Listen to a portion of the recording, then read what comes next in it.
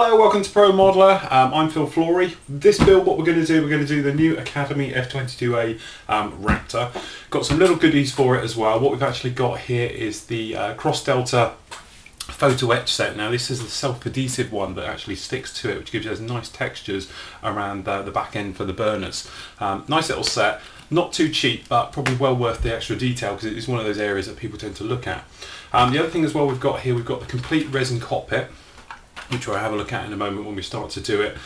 This is the for the Academy one, it's the Wolfpack one.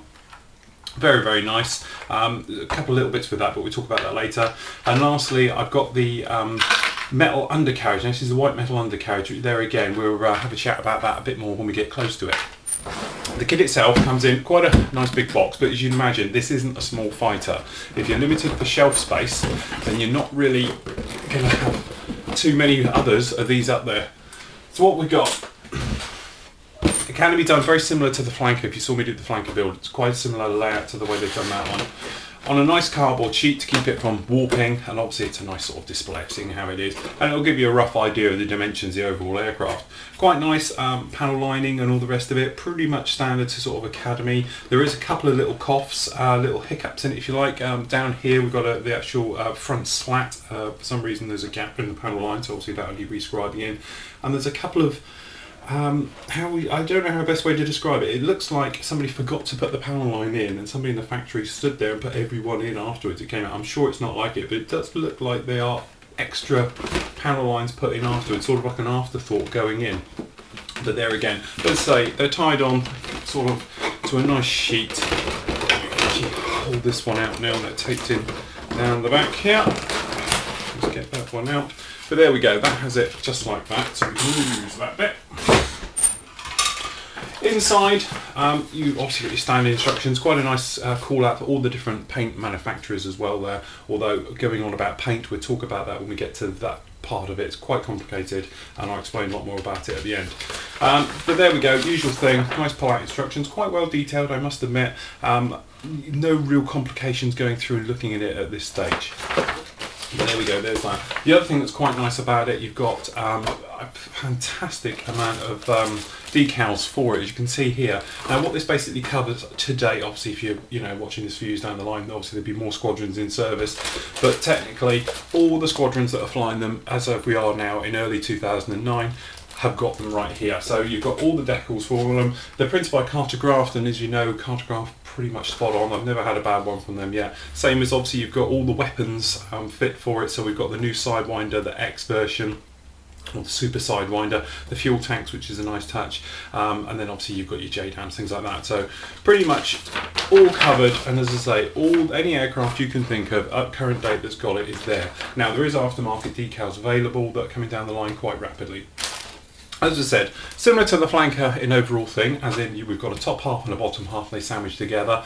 Probably the best way you could do it, to be honest, otherwise because it's a nice curved area, if you used to try and do a wing join, wouldn't really work. So I can understand why they've actually tooled it that particular way. There again, as I say, very nice crisp decal, sort of detailing underneath. We've got some nice riveting. It's not too deep, it's quite nice. Just there again, I'm slightly sort of, well, I don't want to say worried, but it seems a very odd way of doing the actual panel lining. It may be this is a new tooled one, probably one of the first ones out of the batch, of the initial batch, and it may be that the tooling needs to be a little bit worn in. Once it gets going, we'll be okay. Everything's pretty well bagged. I'm not going to yank it all out now. Nice little details. You've actually got the weapons bay. No real ejector pin marks or problems with that. Looking at it, pretty well done. The cockpit tub itself, to be honest, we've got the resin one here with all the goodies and nice bits that go with it, but you could probably get away with using the actual cockpit tub itself. Usual thing, you've got the standard canopy, which is the tinted, which is the low radar cross-section canopy, or the standard clear one. Obviously we'll be going with the tinted one, saves us having to tint it. Very nice detail, all the ejector pin marks seem to be on the right side of things, so no real complaints anywhere on that. There again, second bag in, it's a twin, it's a copy of each other, and there we go, we've basically got weapons, tanks, anything that's mirrored, just on there like that. Last sprue, as I say, we've got the tails and the intakes and various things like that. As you can imagine, this is a modern stealthy aircraft, so everything's pretty well flat on it. So we don't have to There's not going to be any sharp edges, it's nice and smooth. Okay then, so we just popped out the Wolfpack parts for the cockpit and just generally having a look at them. We've lost a couple of little pieces in there which, to be honest, the way they were crammed into the packaging isn't surprising at all. It was pretty much a tight fit. So apart from that, if we have a look, we just bring you in a bit closer. Okay, this is your resin one here, obviously, as you can see, big heavy tub, quite a base to it as well. It's actually quite a heavy cast to do the way they have, having it one block at the back here as well, compared to it. But if you compare that to the kit part like that, really it's well worth the extra bit. There's some nice detail there. Obviously we've got the interior details, some hosing, various bits and pieces. If you're not too worried about cockpit, so you're going to have the canopy closed and perhaps a pilot figure in, you probably wouldn't need to, but if you're going to have it open and people are going to have a good look at it, probably well worth going for it. So as far as the tub's concerned, it's worth doing. The seat itself there, again, very nice texture for the cushions, because it tends to be like a furry effect these days. All the hoses and seat belts are already moulded in, so we don't have to mess around with photo etch, which is quite nice. Instrument panel itself, big difference here. Very nice one for the resin set. Certainly it's got a different angle when you see it side on as well. You can see the difference. Obviously we've just got a flat one compared with this one, and obviously this one at the top, we've got the actual top of the instrument panel, which we'll be replacing up here, which is a lot more detailed as well, and that's one area where you're going to see it open or closed. The only complaint I have, if it's a complaint really, is obviously we've got the top of the canopy part here, which you might see is completely warped out of shape altogether, compared to it should be something like this, which is nice and flat. So we are going to have to be doing some bending with that. On the other hand, it's quite nice. It's got lots of detail all around on the inside of it, and when it comes down, there's little clasps that are actually attached to. But that will be a hot water job, which I'll show you how to do that to try and get that to flatten out. But as I say, we are hoping that it will go flat. But as I say, you compare it with the kit part, there's not massive amounts in it. It's not one of those sort of wow factors perhaps you get with an Aries cockpit compared to sort of a standard one you get inside a Phantom, for instance. You know, they're pretty good. If you look at modern Raptor cockpits, there's not much in it anyway. You know, they're quite plain and basic inside, but certainly I think it's well worth the extra bit to have those parts. So we're going to get those bits cleaned up. Obviously we'll be removing these from the sprue and that, and we'll have to take off this top coaming, the instrument panel up here. Basically all I'm going to do is cut straight down. I'm taking a knife and I'm generally just going to scribe right the way around very gently, just like this, until I go through. What I've actually done, I've come along with the calipers and I've measured the widths between this one and the top of the instrument panel, and then the way this actually fits up to the top, it's just going to be a nice little snug push in from the bottom up there. So what I'm going to do, I'm just going to cut this part out here. Okay, so we're just finishing off our getting this cut through. So as I say, we're going straight down, not cutting it across, actually straight down, because I think it's the same width as the other. So we're almost there, so we should be able to just push this through. There's the old one. Simple job, just like that. If I get a sanding stick, just give us a rough cleaner, just to see what we've got. Actually, what I can get, if you get a rat's tail file, the round one, let's just take off any big nasty chunks, just like that. So that's that one done. At the same time, I'm just cutting this one off as well, which should be the last bit. If you wiggle it a little bit, it should crack, and there we go. And that's that one done. Same thing again with this one, we just give it a clean up, just to smooth off any bit. It's not so much of a problem because these are all the downward ones, but then theoretically this should just come straight up from the bottom. And it's a straightforward drop-in replacement, just like that. So I'm quite happy with that, and obviously we're tied up around that top bit, but that one's in there now. Pretty much a good fit, I must admit. It's a nice join, that one.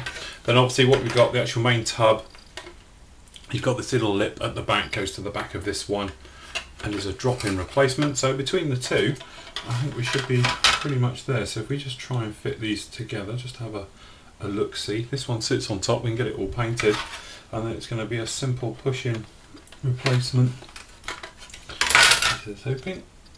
Let's see if we can get it to test fit. Obviously we've got some bits and pieces. But there we go, that's him. All done. Very, very simple, very nice fit. I must admit, I'm very impressed with that. That went in an absolute dream considering it's just a quick rough job like that first time. Okay, so those bits are happy. We can clean all this up here. We've obviously still got to take off these little pegs, which was the little spreader that hold it together. So we'll get those bits done. We'll clean up this one, and what we're actually doing, we're just going to give this a quick wash in a little bit of soapy water, because it does feel extremely, I can feel the release gel. There's like an agent which is sprayed into the mould, which helps it obviously pull out the mould nice and cleanly, but sometimes it can be quite oily. Usually if you just have a look, if it looks shiny, chances are it's got some on, but I can actually feel it as well. So what we're actually doing, we just give this a bit of a run in some soapy water, nice soft brush all over, and let it dry. Best to let it sort of air dry, just stand in the sun for a little bit, not too hot sun obviously, otherwise it will end up sort of warping and melting, but that'll take care of that and clean that up, and then we can get it all sprayed up. Reference photos of it, if you look, they're just plain black, so it's very, very straightforward to do this one. So what we're actually doing, we'll just paint it all over black, and then we can go around and highlight and pick out all the details just like that, and the same with the ejection seat as well. Okay, so this has all been drying off, all nice and dry now, pretty much squeaky clean. What we've done actually, we've taken off obviously the plugs off the bottom. Nice little tip here, if you have a look in the seat, because you want this to go up inside it, don't put it through the hole of your seat cushion. Right up, all you do, take a small little drill bit, skewer it in the back there, don't have to go in too far, come in with a cocktail stick, push him in, and there you go, you've got somewhere to hold it, and you can just stick it in some bit of white tack like we've got over here, which we've got a big whole block here which is stuck to everything as normal. If I just tear a lump off. Oh. Right, all you do, you can just get a block like that. Just breaking the stick. There we go, and that just keeps it out of the way. Okay, for the cockpit colour, as you say, looking at references, they are just black absolutely everywhere. So that's what we're going to stick to. Okay, got an airbrush, it's standard 0.2 millimetre needle set in it, pretty high air pressure, about 30, about a 50-50 mix. Just borrow the back end of this a moment just to mix this.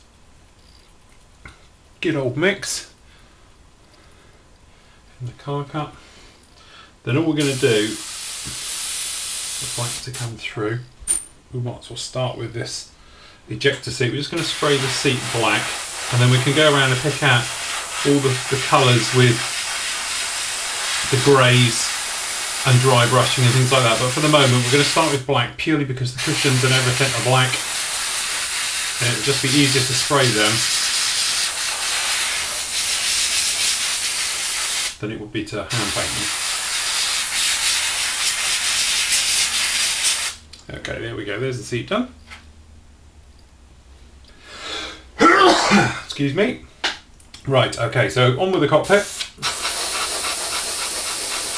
Keeping it quite dusty. Now this black we're using, which is the H77, which is the Gunzo Aqua colours. The reason I'm using it is because it's a nice light black. It's a black, but it's a very grey black, which is the type of thing we want. It's actually tyre paint, so it gives us that nice black look. And what we can do, we can have a look at it, see how it is, and if it's not the right colour, we can obviously pop back at a later date and change it. So we'll just spray down the sides a little bit. Not so much a problem on this one because it's a nice thick block, but certainly it's worth doing it if you're very thin plastic, because it just gives it a bit of depth really. Okay, so we've got some clamps, got some spring-loaded clamps. We're just going to hold the back of the instrument panel here to give something to hold on to. Okay, I'm just going to spray the instrument panel black. Get a bit low air pressure, so we just turn that on a second.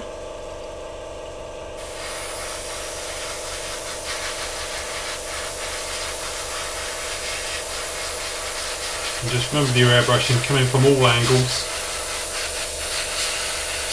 so you don't get the shadowy effect.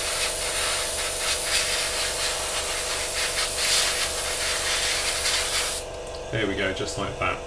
So what we'll do is we'll just poke that over the stand that there. Then we can look at the other parts, and if we want to, we can spray them on the peg here, and then we can just touch them in afterwards, which is a little bit easier sometimes.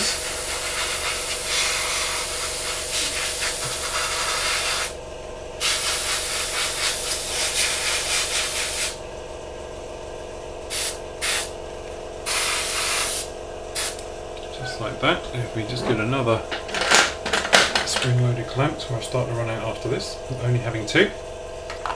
Just pop that over there, stand like that, and we'll work our way and just spray all the other bits. Right, okay, so that bit's all totally dry now, so now what we can do is have a bit of a go with some dry brushing. Now I haven't put any bits in there yet because we don't want to knock them off. Okay, so for this I'm going to use Tamiya XF24, which is near enough gunship grey. So what we do, we give this a good old shake. Now the idea with this is very dark and it's not going to be too stark, so we're going to first of all give it a bit of a go with this. As I say, all dry brushing, load up the brush all the way to the top, just don't do the bristles. Okay, and then roll it out, make a circle, and then take it off. Let's say rough paper towel, and it'll drag all the heavy stuff off, and just do the tops and it'll stop it coming down. So we want to get rid of a good 90% of it. Okay, so what we're going to do, we're going to do two stages. We're going to come along and do this with the gunship, and then we'll come back with a lighter one on top. So hopefully between all three we'll be somewhat there. So all we're going to do is flicky movements over this back, and then we go 90 degrees and then diagonally. So we're covering all the angles, and hopefully it'll start to have the black and the greyness, which has worked very well. It's going to be one of those things hard to see off camera, but certainly you might be able to get a bit of a feel for it like that. But then we'll just reload up the brush again. Okay, circles, roll the top. There we go. Okay, and we're just back in again. Very light little flicks, nothing too heavy. As it all wears down, you can then add a little bit more. So let's get down into the well itself and try and catch the edges. And then looking at the reference photos of this, it's particularly tricky because there is no real areas. There's only one area on the left-hand console at the front which is coloured, which is orange, but the rest of it certainly isn't.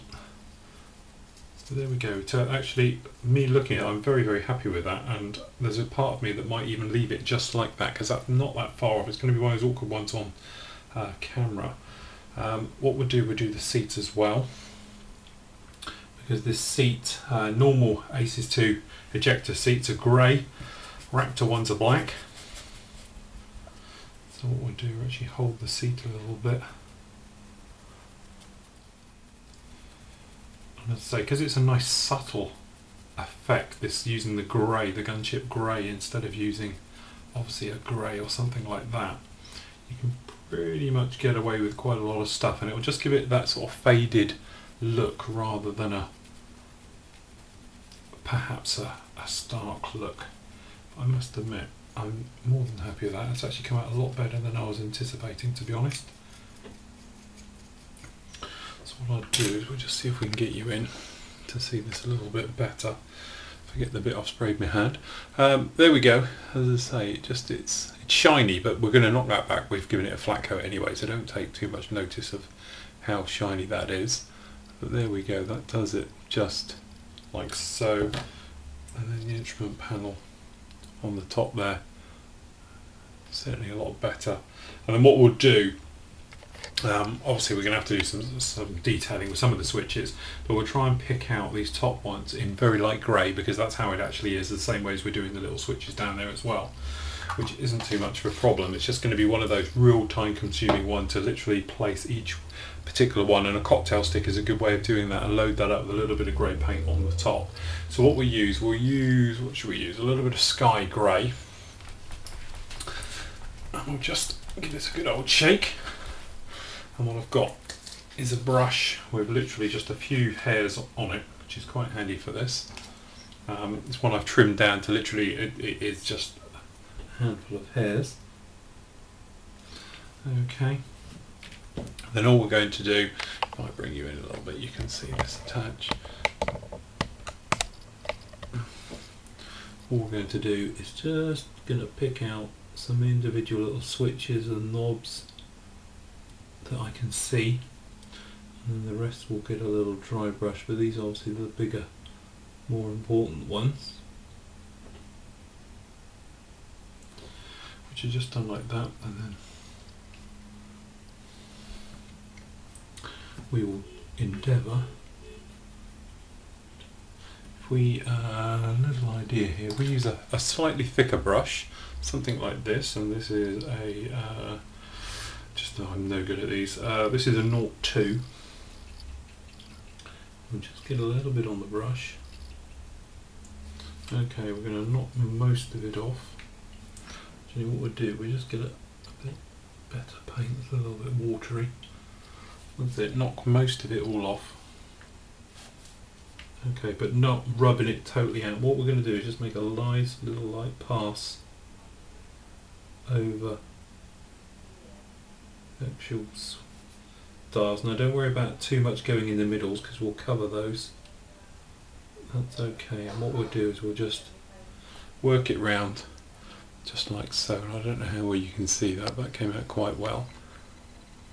But we can see the grey on there, and then by the time we put the green in the middle, that'll be really it, and it doesn't have much more on there, which is quite a surprise, but at least it does those dials all nicely done.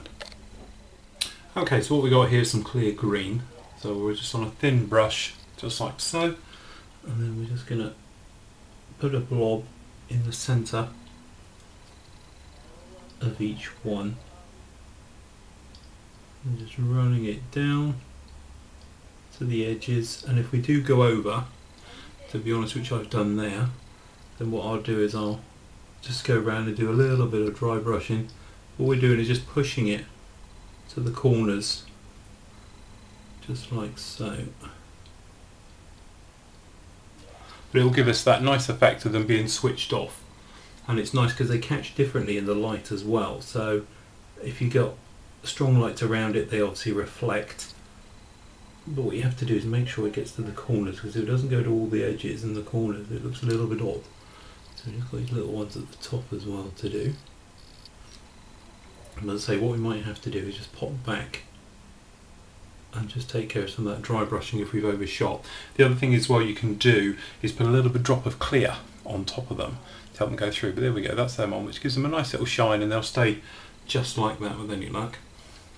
So we just do this last one down the bottom here, and we'll try and pick out the details a little bit better with a bit more time and a steadier hand. But there we go, that's those done just like that.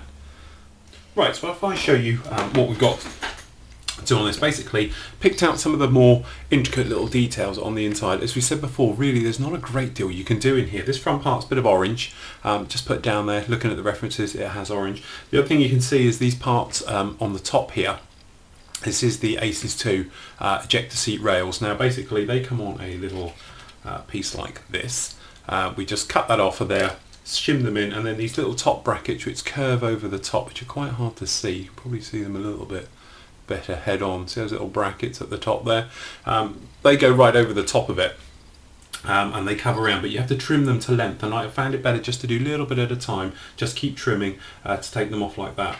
The actual Aces 2 seat, we've put the back part on. There's a little back bit that goes on there, and as I say, we've got the instrument panel, which actually looks pretty good now, and you see, you catch it in the light, you can see the tubes just like that, the instrument display. So that clicks on the top just like so, and then if we bring you in, we can show you looking pretty good. As I say, it's one of those things, it's really hard to sort of detail because it's not your standard grey colours inside, and because they're all black, but certainly it does it like that. The other thing as well, we've got the joystick just put in there.